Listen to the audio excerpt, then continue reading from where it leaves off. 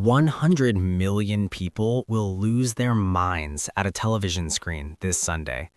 And somewhere in that same world, there is a quieter group of people who will feel absolutely nothing. Not sadness, not resentment, just a kind of calm, bewildered neutrality. If you have ever tried to force yourself to care about the big game and failed completely, this is for you. Because that numbness has a name. It has a neuroscience. And by the end of this video, a simple dopamine audit will explain exactly why your brain is wired the way it is. The tribal brain versus the independent brain. Every year, like clockwork, it happens. The playoffs begin, the commercials ramp up, the group chats explode, and suddenly everyone around seems deeply personally invested in whether a group of strangers can move an object across a field. And yet, nothing. Not hatred, not irritation, just a quiet, genuine confusion about what everyone else is feeling so intensely. That confusion has a scientific explanation. Caring about sports is not a factory setting. It is not a default feature of the human brain.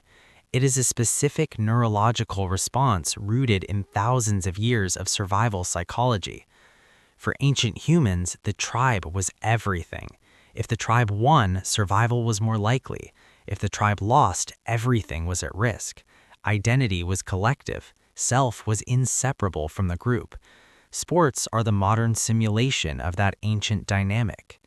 When a devoted fan watches their team, the brain releases oxytocin, the bonding hormone, the same chemical that fires during moments of real human connection.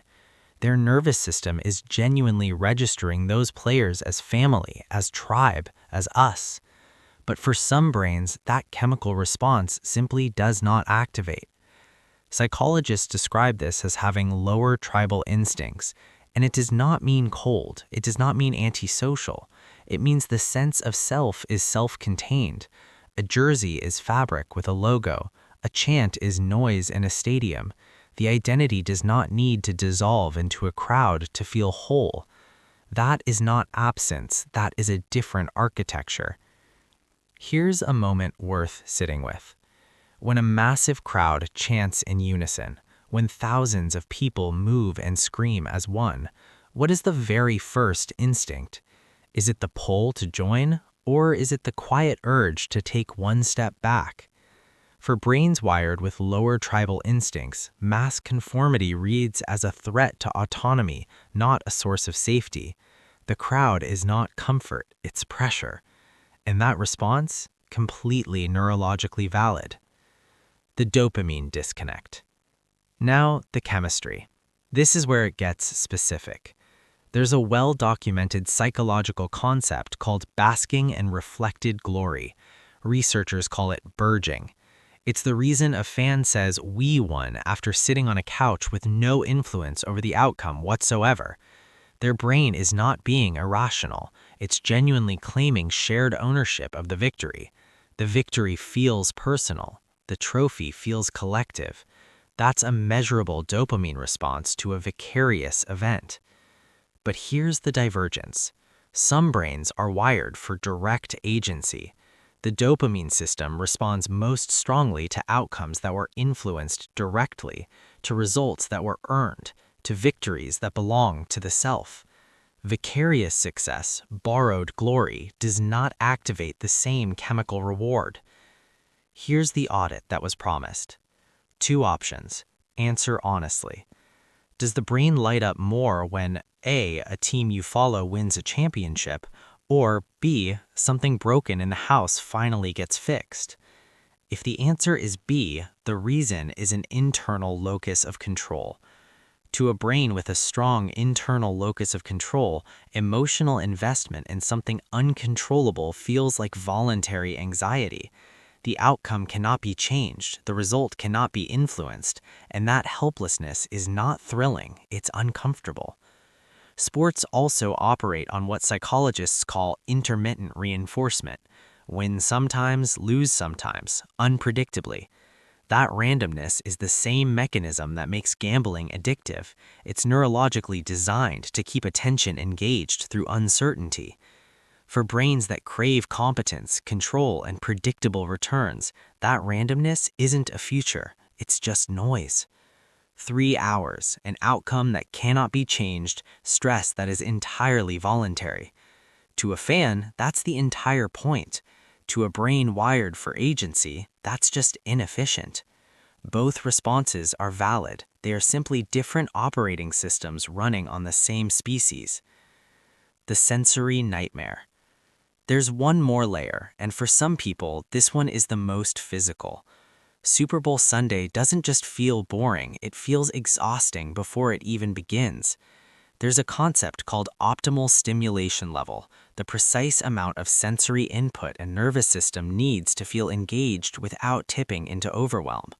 The range across humans is significant. Some nervous systems are amplifiers. They absorb energy from crowds. They thrive in chaos. The louder the room, the more alive they feel. Other nervous systems are processors. Every sound registers. Every flicker of the screen is logged. Every conversation in the room is tracked simultaneously. More stimulation means more processing power required. For a nervous system with high sensory processing sensitivity, a 4-hour event filled with aggressive audio, emotional volatility, and constant demands for visible reaction is not a party, it's an endurance test disguised as entertainment. While others recharge in the crowd, the battery drains. And stepping out, sitting quietly, needing a moment, that isn't rudeness, that isn't snobbery, that's a nervous system doing what it was built to do. The survival protocol. So the question becomes practical. How does someone survive a Super Bowl party without becoming the person who won't stop explaining why they find sports pointless? Because nobody wants to be that person. Even the people who don't care about sports don't want to be that person. Here's a framework called the Cilantro strategy. 3 shifts. The Cilantro reframe. There's a gene, a real documented gene, that makes cilantro taste like dish soap to roughly 10% of the population. These people are not being dramatic. Their biology simply processes the same herb as a completely different sensory experience. The same logic applies here. Instead of framing sports indifference as a philosophical choice which invites debate, frame it as a biological fact. My brain just doesn't do the sports thing. I genuinely wish it did. And then move on completely. That framing ends the conversation. Nobody argues with biology the way they argue with opinions. Ritual focus. Here's something worth understanding. Most people at a Super Bowl party are not truly there for the football. They're there for the ritual, the familiar chaos, the shared food, the excuse to be together. That part, the human part, is fully accessible. Being genuinely happy that the people in the room are happy is not performing. That's empathy, and empathy is its own kind of participation. The side quest. Remember the internal locus of control, the brain that needs direct agency to feel satisfied. Find the task at the party where effort produces a visible result. Be the one who manages the food.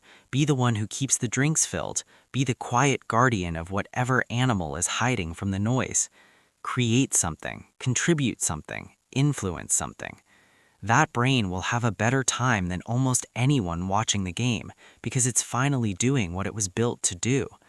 Not caring about the Super Bowl is not an absence of passion, it's a redirection of it. The brain that doesn't get high on vicarious victories is the same brain that gets deeply, quietly satisfied by building something real, by fixing something broken, by creating an outcome that belongs entirely to itself. The glory is not borrowed, it's earned, privately, personally, on its own terms. And if this video made the experience of Super Bowl Sunday feel even slightly less alienating, that like button is right there. For anyone curious about why animals might genuinely feel more comfortable than people at these parties, that psychology is explored in another video on this channel. The connection runs deeper than expected. See you in the next one.